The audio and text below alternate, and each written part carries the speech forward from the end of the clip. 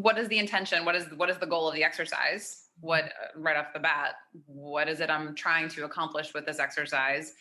I always, what came up for me with this one initially was like, could I load this? Would I ever load this?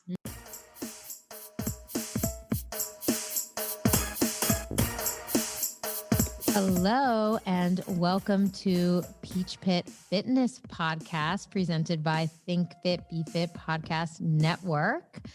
Peach Pit Fitness Podcast is nuanced and colorful like no other show. We're here to inspire and create more perspective and respect for fitness trends, past and present. And we want to do this with the discussions around the essence of exercise and some throwback fitness gems. I'm Jennifer Schwartz. I'm the hostess and creator of this podcast network. And I also have my co-host, Meredith Mack. Hello. And we are drawing on decades of experience in personal training, neuromuscular specialty, nutrition, and really just witnessing body transformations that have been based in science and client-defined training. Today, we are going to dive in to something that's kind of trendy, what we would say is like kind of a buzzword as well, and that is the frog pump bridge. And I'm saying this with a big smile on my face, guys, because you know this exercise. If you've caught somebody in the corner of the gym humping the air with their legs spread wide out, and you may have had an awkward eye contact moment during this. So, we've all seen it. And I can't provide the visual right here.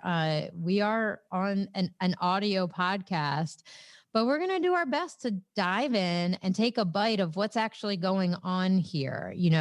So is it helpful? Is it harmful? Or is it doing what they're claiming that it can do? All of this is to, help us define our own fitness, have perspective, and honestly feel special when we're doing it and feel confident in our body while we're exercising.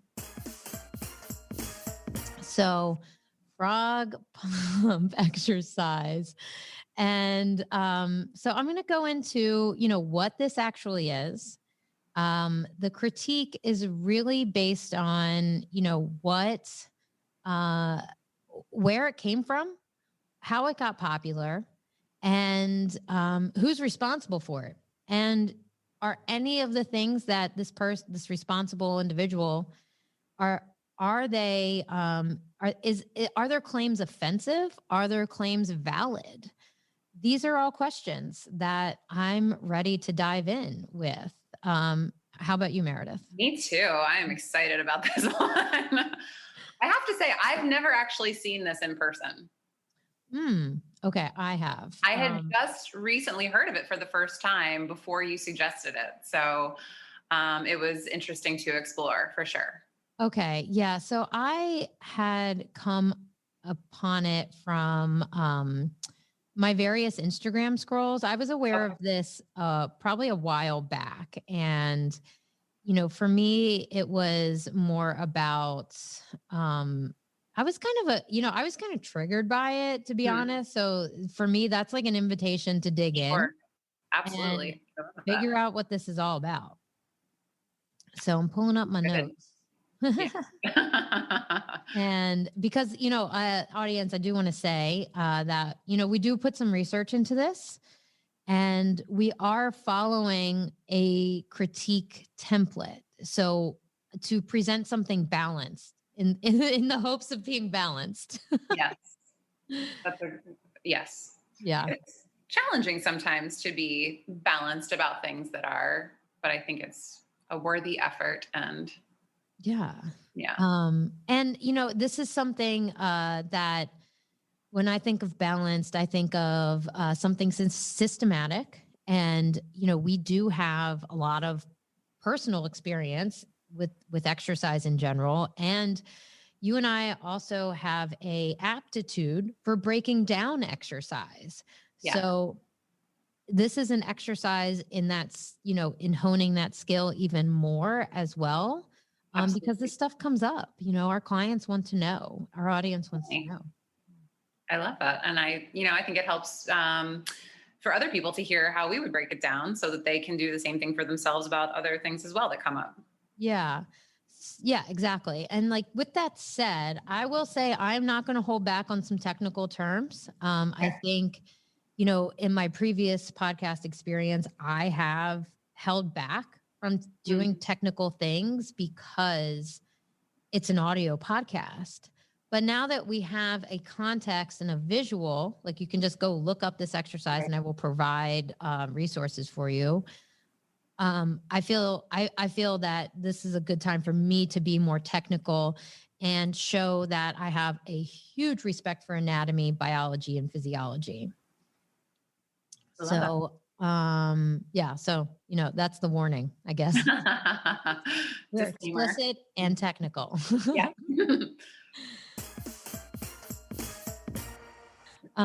Okay. So the nature of this exercise. So we're going to give our best to attempt to describe this. So I just thought it was like, pumping the air with the hip. Yes. So you're throwing your hips up in the air and that's a hip bridge in general, but this frog pump has a specific feature with the knees out to the side. Yes. And, it does. And that creates a whole new exercise. So it's not just a bridge, it's got like the bridge and the combination of, what are those called? The leg out to the side. Sorry.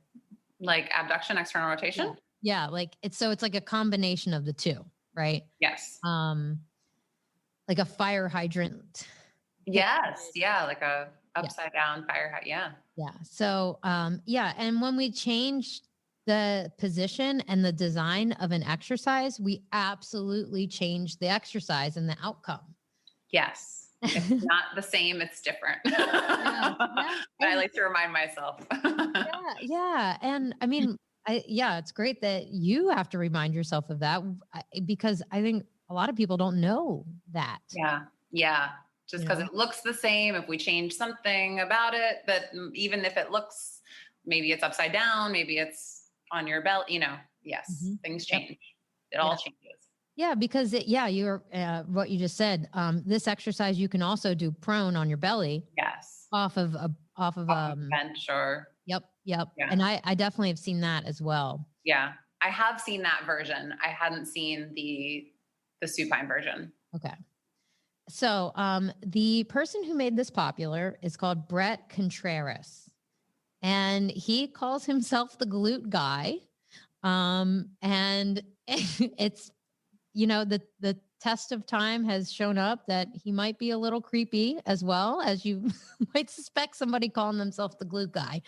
Anyways, that's just, hearsay. I have not been a part of that, but I have read such. Have you? Yeah. I didn't get okay. Did you hear of this guy before? I've heard of Brett Contreras for a while, I would say. Like, I feel like, more in terms of squats back in the day, many years ago, I feel like maybe like a T-Nation contributor or something. But and I have heard of him more recently being referred to as the glute guy and all of that. So, and I will say, like, I think people try to differentiate themselves and, in and of itself, like the deltoid guy, like, I mean, it's interesting to focus on one very specific body part, and it just happens to be one of those body parts that, and it's also, people are wanting that right now, as you've mentioned in the preview episode about what we're going to be talking here. People are very interested in glutes right now. So defining yourself as the expert on glutes. Yeah. It's good marketing. Yeah. No, I mean, he does have a good business model. He has, been published as an author. He's a PhD. Like Meredith said, he's got this test of time on his side because he has been published, albeit in like strength and conditioning research, and NSCA, definitely a presenter at those types of conferences. And you and I both know that's a very specific circuit Right. of folks. And, so he does have some credibility. Absolutely. And, I've definitely been like watching him for a while, because when I saw this exercise and my clients started asking me about hip thrust, bridges, Yes. things like that in general, this was important for me to put some focus on. So absolutely. Yeah. So here we are. So I pulled up a couple quotes from him. Okay. And one is that he, in 2015, in his YouTube channel, he said, quote, "A great glute activation drill for anyone." Yeah, And that's a hard thing for me to get on board with. Yeah. But Yes. I did find another quote from a Shape article a few years later. And he did indicate that they weren't for everyone and that hip structure could be a limiting factor. Yes. Can I just say that nothing is for everyone? Yes. Just to blanket, I think that that's fair. In terms of, and let's just keep it to exercise. There's no one exercise that is ever going to be for everyone. Mm-hmm. Yep. That's, yeah. So, but yes. Okay. He came back and said that maybe not so. Yeah. So, and I have a lot of respect for that. Yeah, absolutely. Yeah. Absolutely. Because a lot of things can change in 2 months. Definitely things change in 3 years. So, so this same Shape magazine, and I have the article to share. Shape magazine says that this exercise was created by trainer Brett Contreras, known as the glute guy. Frog pumps are essentially a love child of the butterfly stretch and the glute bridge. And I was like, oh, yeah. I like that quote. That's I like that description. Yeah. Cute. And they go on to say, essentially, you lay on your back, bring the soles of your feet together to splay your knees and thrust your hips up towards the ceiling. So Shape magazine is doing it some justice here. And yeah, and so I can't remember. I read the whole article, but so, I would say I don't think he did create it. I think this is actually something from like the Pilates world. We see the same position in yoga. It's like this, a lotus, right? A version of lotus. And so I don't think we can credit him with creating it, but I think there is a lot of credit for him to make this and make it as popular as it is. So absolutely. Yeah. And like I said, I do think he is qualified to talk about exercise and give advice on exercise. He's not a guy who got a weekend certification and then just opened up TikTok and started going viral. I work on glutes. This is definitely something he has studied and does, like I said, he has publications and a book all about hip thrust and glutes and wow. Yes. So what is, the next part of this critique is what is his objective and what does he claim? So when I dug into it a little bit more, this is what he claimed, and it has to do with the design of exercise. And when it comes to the design of exercise, this is where I like to focus. This is where I like to put my attention. When anybody asks me about an exercise, I look at the design. Is that something, I'm sure that's something you do as well. Yeah, absolutely. Well, what is the intention? What is the goal of the exercise? What, right off the bat, what is it I'm trying to accomplish with this exercise? I always, what came up for me with this one initially was like, could I load this? Would I ever load this? Mm-hmm. And there are so many reasons that I see not to load it that like, and I can't really think of and it's different, right? Supine versus prone, maybe it could, and if I just made some adjustments, there are just some joint positions here that don't work well for my brain and make me think that there's more potential risk than there really is potential benefit. So those are the kind of things that I'm looking at when I'm breaking down an exercise. What is the goal? Is this exercise going to accomplish that goal? What is the risk, the inherent risk? And is the benefit worth that risk? And then, what was the last one I said? I don't remember. But would I load it? If I wouldn't, then is there something better or something, equal where I can get the same contraction benefits without the risk? If there's something that I could do where there isn't a risk, then I'm going to choose that 100%, of the time. Yeah, that's a hell yes for me as well. So that's exactly, what we mean by the essence of exercise. What's the essence? What's underneath of it? What is it made up of? And so, the intention, the objective here has to do with all of those things. And so I'm going to go into, the design of this exercise and what he claims, and this is from his writing. He says that the more flexed the knee, the less hamstrings will produce force. And with the posterior tilt, it takes the erectors out of the equation. So I have multiple problems with this statement. Yeah. And so I think when you mentioned joint positions, this is what you were talking about. So we have multiple joints involved here. And one of the big ones is this posterior tilt. Yes. Assuming everyone has access to a safe hold in their tilt is a big assumption. You know what I mean?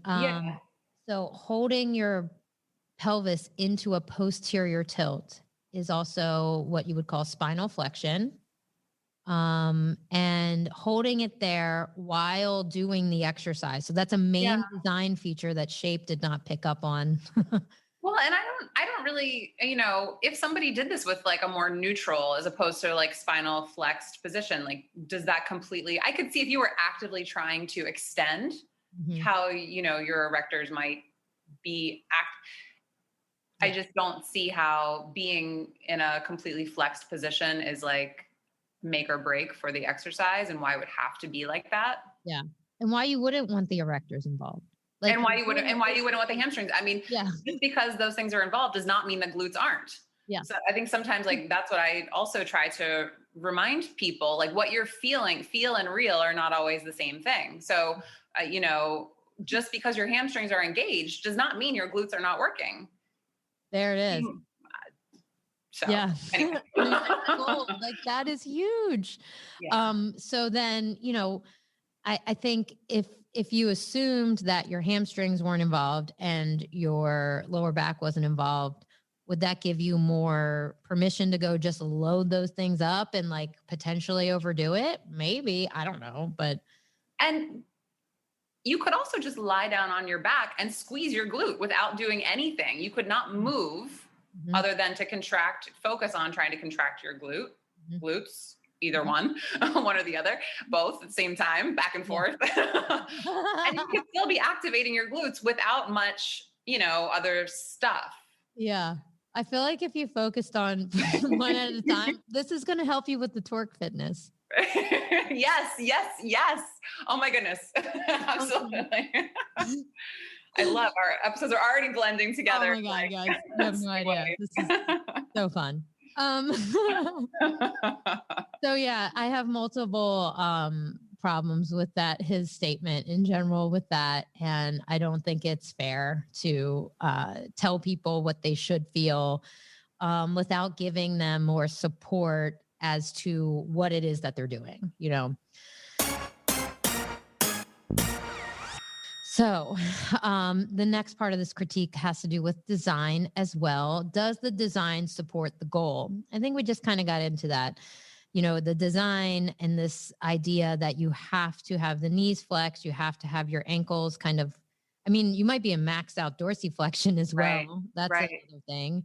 And, I think that's a big where this falls short, that he had to brand this exercise. And I do have information as to how he, I want to say prescribes it. It's not prescribing because he's not giving individual attention. So the instruction on how he tells people to use this Right. is actually as a warm up. And he does tell people to load it, which okay. I did see him in a YouTube video loading 100-pound dumbbell, and also showing how you would load like a barbell. Yeah. Like a smaller barbell. Yeah. And to my me, ovaries have problems with that. I mean, well, yes, that's yes. But again, like I can't. And so if a person has, like, I have a lot of external hip rotation. So even if I don't go to like my end range of that, if I stay back from that, I'm still like my knees and my ankles, I just can't really like get on board with, the positions. Yeah. For what seems to me to be unnecessary for glute activation. Yeah, exactly. So he calls this a glute activating exercise. And the way that he was helping people use it was to like, this is what you do before you load a hip thrust. Right.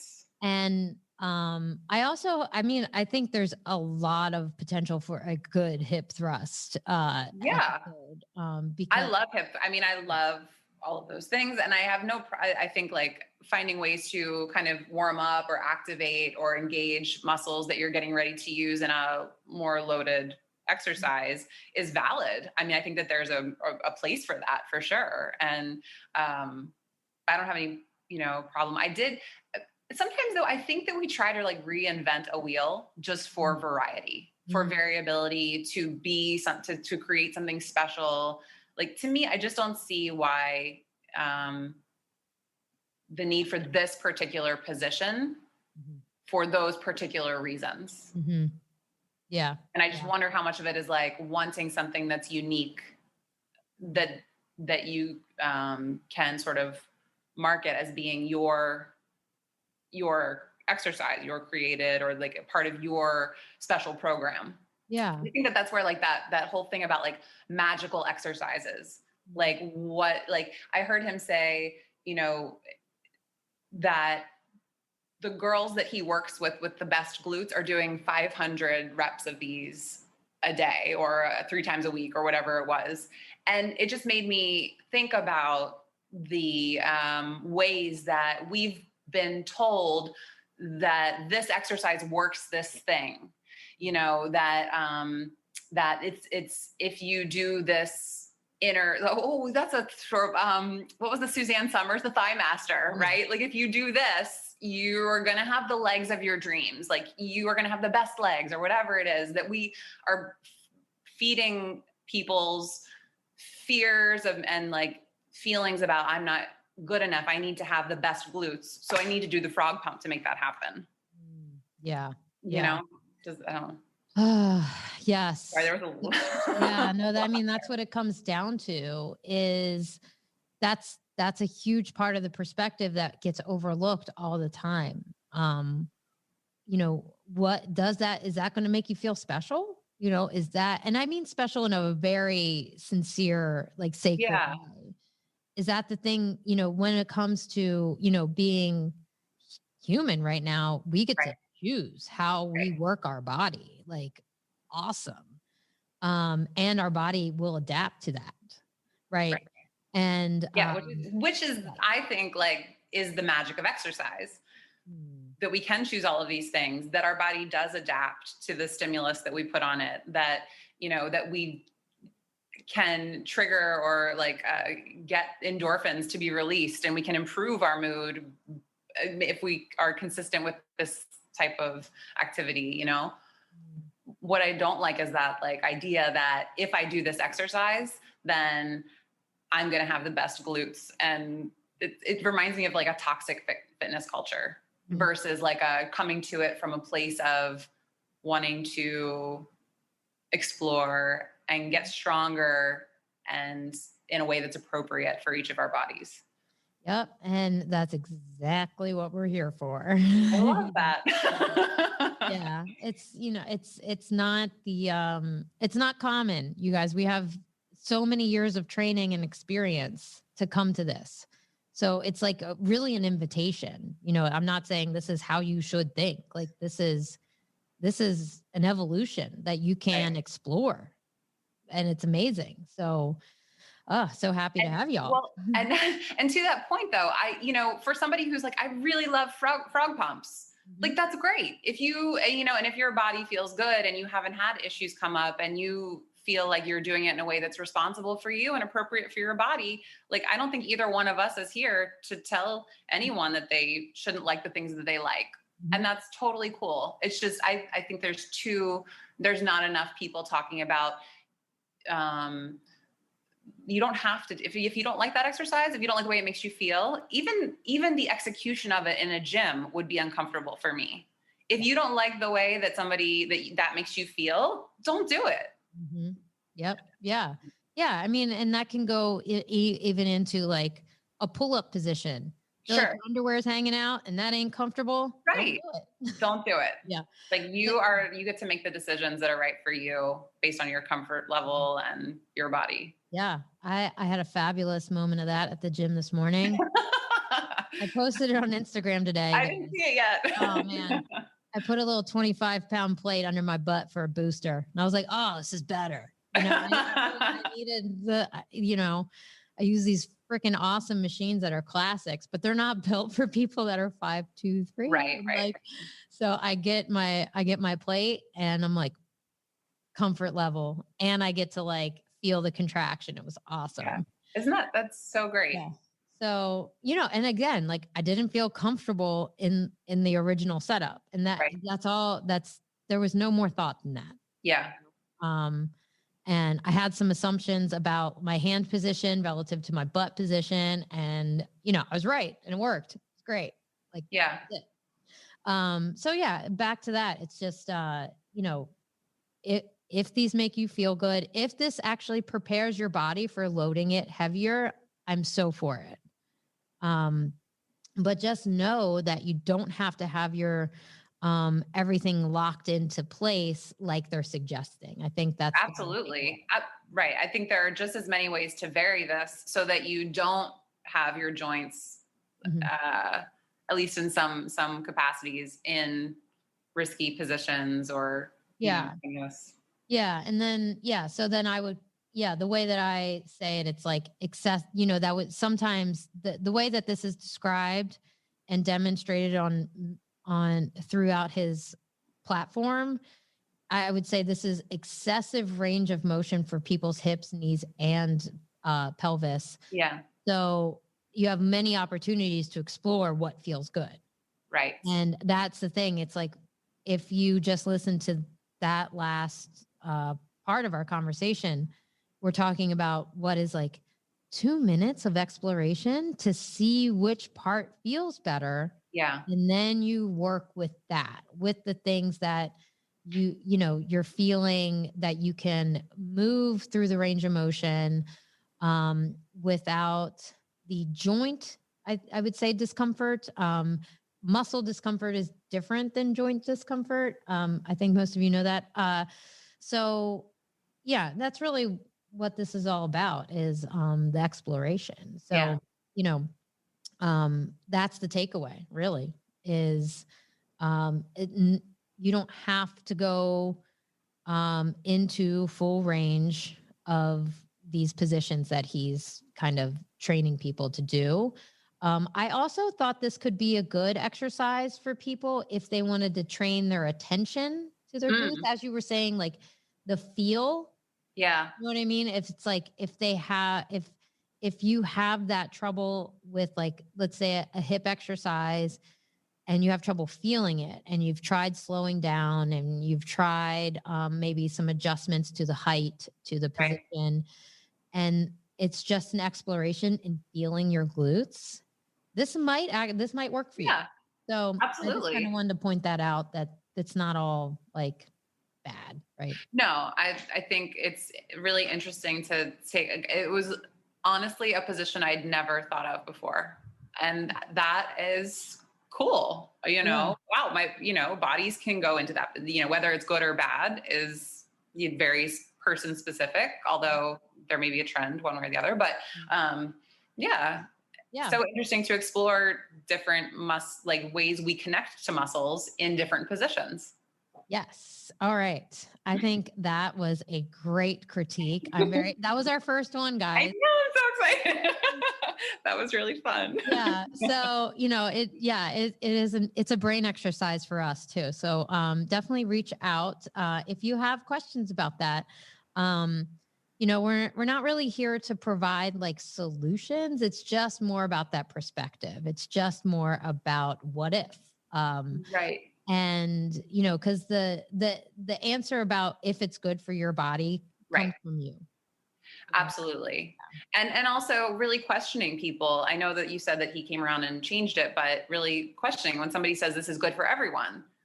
Really take a look at that. Nothing is ever good for everyone. And there might be reasons why. Yeah. So yeah, I think that's a good point to the storyline of it as well. Like, did someone come to him and question? Did he question himself? These are all those are, all part of the process of one, being a public figure, as the glute guy, and number, and it's all part of teaching as well. Yeah. I've taught things 6 years ago that I would not even teach myself now. I would not. Right. So, I'm all for owning it as well. Sure. Definitely. And a chance for also me to be open. And, I don't want to be dismissive of exercise. That's not what this is about. So yay. All right. 90s fitness trends. I think a lot that has come from the 90s, from bodybuilding culture. And because when we talk about, the glute guy and strength and conditioning and barbells, I don't know that many women were using barbells in the 90s. Yeah. I mean, I definitely think that group fitness or Jane Fonda style, aerobic style, jazzercise style classes were more geared towards women. And so Curves was one of the first chains that really marketed to to women, and with resistance training. Now you certainly had, female bodybuilders and women lifting weights, but it wasn't as mainstream. So yeah. So let's just a few comments on the curves, because that really was a trend that really did open up the conversation for, okay, one, it's a women's only gym. Although now, if you look at their website, it does say that people of any race, ethnicity, gender, or sexual orientation are welcome. I don't know if that was always the case. If it was, I don't know, but no, I think it was because it would have to be. When I was, I hope. Well, okay, so I started working out on my own at 15. Okay. And we had a section at the gym that was just for women. Just for women. That was just there was a Gold's Gym in my town that had that, just where it was just the women's section. And so the Curves was set up to, you would go station by station. Okay. Right. And so you would, it was a weight training station. They would time you for 3 minutes, and then you would just do as many reps or do the reps in that. Yeah. So you would have a couple sets. So I think it ended up being a 12 to 15 rep scheme. Okay. And they worked in the rest, and then you would just move on. Okay. And that was it. And so, what do I like about this trend? I think it brings attention to timing. I think it brings attention to the wonderful resistance training benefits that can happen for women. Yeah. And that I think I also love that there they're opening up the idea for an inviting environment. Because so much of the 90s and the gym culture did involve a lot of, you know, toxic masculinity, if you will, and probably drug use. And I mean, Right. it hasn't gone anywhere. It was just more obvious, I guess. Well, but I do think that that's an interesting idea, like creating a safe space for women, Mhm. because I do think that it's easy to get intimidated. Yeah. And have you ever felt that way? Like, have you ever felt intimidated going into a gym, or like if it's a new gym, or Yeah. like as I guess less as a new member, but more as like a female? Yes. Yeah. And the ironic thing is I didn't realize how much of that I felt until I started going to a bodybuilding, like strength training gym. Okay. It's like the gym I go to now, DMV Iron, Yeah. is, I mean, it's a machine strength training oriented place. He's opening up a powerlifting and a strongman Oh, wow. strong person section. So Okay. that'll be really whole new. That'll be Absolutely. fun. I still come down Not there. for me. It'll be fun to watch. I don't. Yeah. I'm gonna be picking up stones. So I didn't realize how much of that I had gotten used to until I started going to this gym where people were there to work hard. Right. Okay. Not to cruise.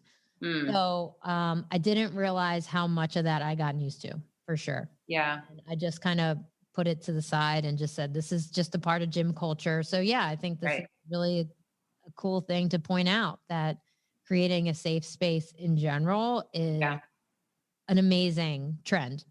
No, I like it too. I mean, I like that idea, the idea of creating something so that women do feel comfortable. Because I could see, you know, I like you said, I feel maybe to some extent like I've just gotten used to, and I go in very focused and like blinder, like I just try to block everything else out.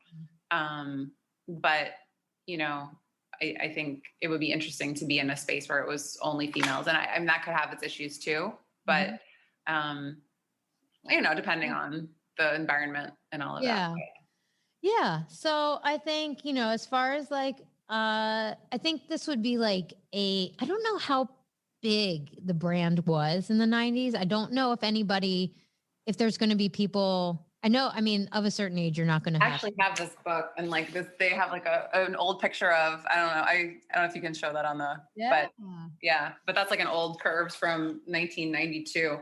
Wow. Yeah. Perfect. What is that? Yeah. Is that like a textbook? It's Legends of Fitness. It's a really cool book. It goes back to like the origins of like, and then like early machines and like dumbbell companies and barbell companies. Like it's a really interesting book, and talks about all like the industry trends. And I would definitely recommend that for anybody who is interested in fitness. Anybody that's a super fan of this podcast, you might want to buy that book. And if you're also a super fan, please introduce yourself. Yes. I'm gonna get that. Yeah, it's great. I've really enjoyed looking through it, for sure. Yeah. What kind of machine is that? It looks like a leg extension. Or I don't know, actually. I have no idea because I don't see a bar. There's a leg press in the background. It might be a leg extension, or it might be a tricep dip. Because I saw 2 bars. Yeah, I saw the 2. That's where her effort seems to be, but her legs are extended out too. So I'm not sure. Yeah. Never mind, it's gymnastics. Oh my God. Well, that was fun. That's our first episode, guys. So just to recap, we have the frog pump, which is, you know, if a good exercise to make someone feel a little uncomfortable in the gym. And then we have on the other side of that, we have curves, where it's all about making people feel comfortable. That's what a beautiful balance to a podcast. Oh God, that's funny. So it's, you know, it always comes back to these questions. Is it potentially helpful? Is it potentially harmful? Is it potentially full of shit? And, you know, that's all. There's a lot of other questions to ask within those questions. And that's what this is all about. It's about, it's about body intelligence, growing with your body intelligence. It's about perspective.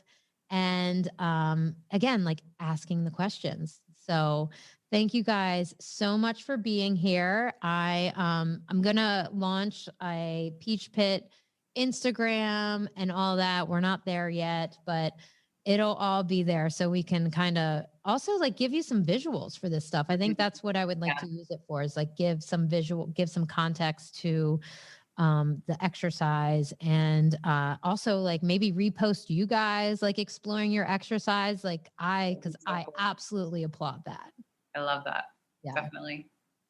All right. So you can find Think Fit Be Fit on the web at thinkfitbefitpodcast.com. And we release episodes every Monday and Wednesday. You're going to find Peach Pit coming out once a month for now.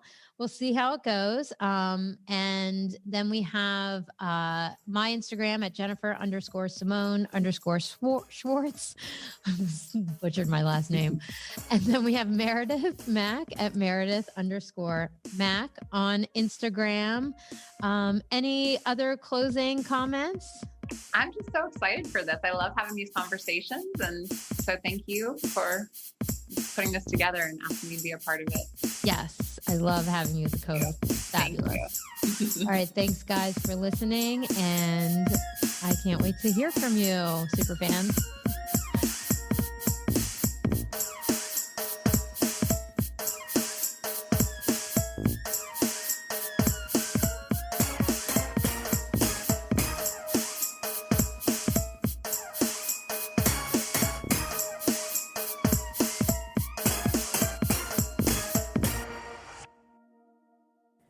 And a special thanks to our music man for our original music, Darren O'Brien. You can find him at darrenpatrickobrien.com.